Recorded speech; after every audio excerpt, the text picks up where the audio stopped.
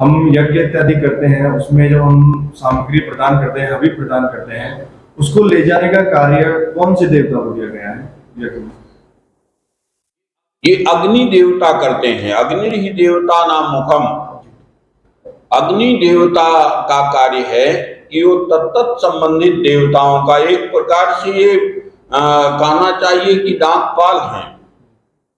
जैसे श्राद्ध में विश्व देव हैं। श्राद्ध में जैसा कि आप जब श्राद्ध करते हैं, पिंडदान करते हैं, उससे निश्चित रूप से पिंडदान आप वर्ष में एक 15 दिन का पक्ष आता है, पितृपक्ष, है ना। जैसे देव पक्ष भी आता है, नवरात्रि आती है, ठीक है। तो इसी प्रकार पितृपक्ष में जो पार्वण महालय श्राद्ध वगैरह अपने पितरों का करते हैं, तो एक वर्ष तक उनके पितर तृप्त रहते हैं उससे दिए गए उस द्रव्य से। अब आप देखिए कि उन्होंने किसी का पितर हाथी हो गया कर्म के योग से, और वो पिंड देगा 200 ग्राम का, तो उससे एक वर्ष तक वो कैसे तृप्त रह सकते हैं? नहीं हो सकते ना। लेकिन ऐसी व्यवस्था है कि जो विश्व देव हैं उसको उस जीव के अनुकूल बना देते हैं। जैसे वो तमाम पीपल का झाड़ बना देंगे उस पिंड को, उसके रूप में वर्षों तक वो खाता रहेगा हाथी। किसी का पितर कर्म के प्रभाव से चींटी हो गया, अब चींटी के ऊपर आप 200 ग्राम का बेल के बराबर पिंड रख दीजिए तो दब ही जाएगा, है। तो उसके लिए विश्व देव का काम है कि वो जो उसको प्रिय है चीनी बना दे, है ना, मधु बना दे, कण बना दे मधु का। किसी का पितर देवता है तो पिंड खाएगा ही नहीं, है। तो उसके लिए जो है तो वो व्रीहि बना देगा, और वो वहां उसको कन्वर्ट करता है। जैसा कि मान लीजिए कि अमेरिका का जो डॉलर है हमारे भारत में नहीं चलेगा, तो इसको रुपए में बदलना पड़ता है कि नहीं, व्यवस्था है।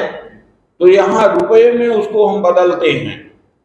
इसी प्रकार से उसको जो हमारे पितर को अभीष्ट है, जिस रूप में है, उसके अनुकूल उसको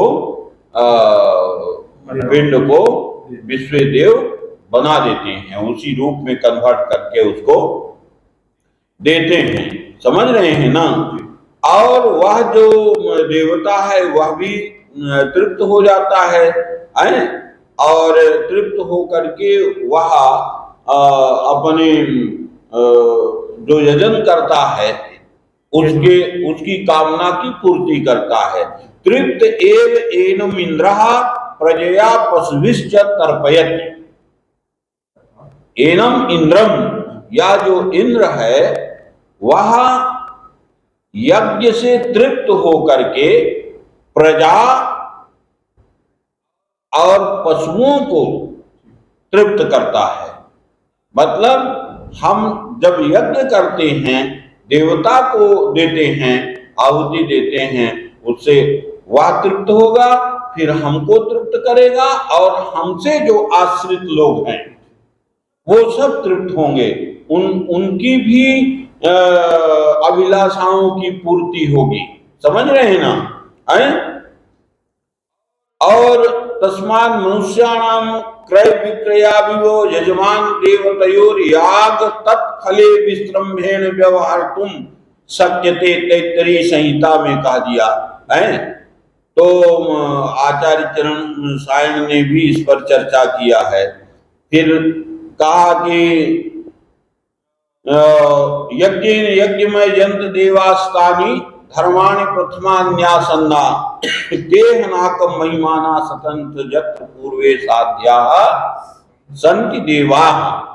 देवों ने यज्ञ पुरुष के साधन से जो यज्ञ कार्य करना प्रारंभ किया, आरंभ से ही धर्म श्रेष्ठ थे वे, ऐसा धर्म यज्ञ का आचरण करने वाले धार्मिक लोग, जहां पूर्व समय के साधन संपन्न यज्ञ करने वाले लोग रहते थे, वे ही महात्मा लोग निश्चय रूप से उसी सुखपूर्ण स्थान में जाकर रहने लगे। ठीक है, इसी प्रकार से जहां तपस्वी लोग रहते हैं, उस स्थान का भी महत्व बढ़ जाता है।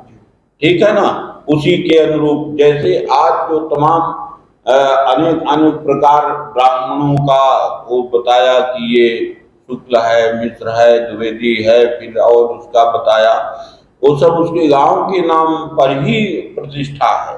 और जो जहाँ के लोग ज्यादा प्रतिष्ठित थे, उनका उनकी ख्याति आज भी ज्यादा है। समाना ब्राह्मणा सर्वे क्रिया तत्र विशेषता, यत्र यत्र क्रिया श्रेष्ठा तत्र तत्र कुलीनता। सभी समान हैं और सभी ऋषियों की संतान हैं।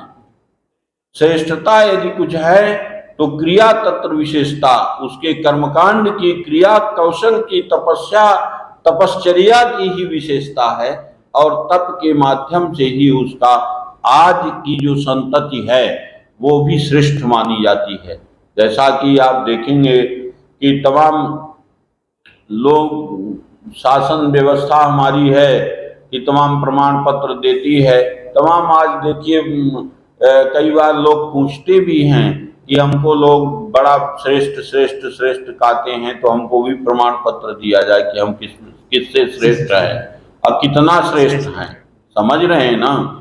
और जैसे ऊंच नीच की बात करते हैं, तो जैसे वो अब मांग बढ़ने लगी, आप ऊंचा मानते हैं हमें, तो कितना ऊंचा मानते हैं, किससे ऊंचा मानते हैं, इसका भी प्रमाण पत्र होना चाहिए। या तो समानता का व्यवहार कीजिए, सभी समान हैं, ठीक है ना। ये सब कुछ है। तो इसमें एक और प्रश्न बनता है, क्या वर्ण या जाति का आधार पर भी यज्ञ अलग अलग तरीके से किए जाते हैं या करने चाहिए? देखिए, ऐसा है कि वर्ण जाति के आधार पर जो व्यवस्था है, निश्चित रूप से व्यवस्था है, ऋषियों ने चिंतन किया है इस पर।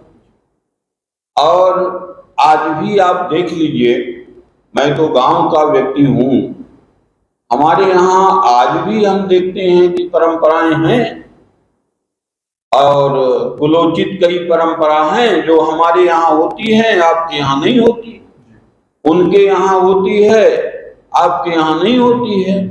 अलग अलग पहाड़ों में देखिए कि वहाँ का जो देवता स्थानीय है वो बलि लेता है।